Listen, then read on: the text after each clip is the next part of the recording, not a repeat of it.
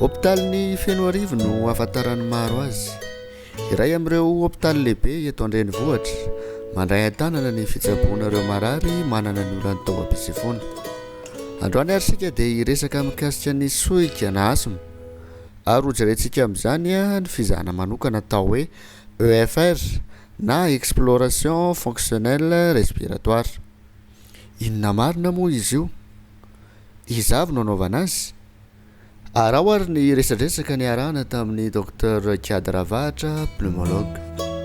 EFR na antsoina hoe exploration fonctionnelle respiratoire dia fizahana anankiray izy io izay tena ampiasain'ny mpitsabo ny avokavoka raha ho an'ny sohika manokana dia entina hanamarinana izy io hoe tena misohika marina ve ilay olona sa tsy misohika.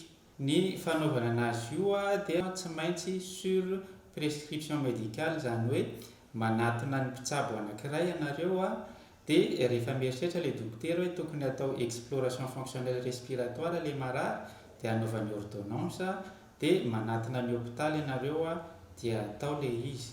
Raha ho an'ny Antananarivo manokana dia tsongaiko eto fa misy hôpitaly anankitelo afaka manao anazy io.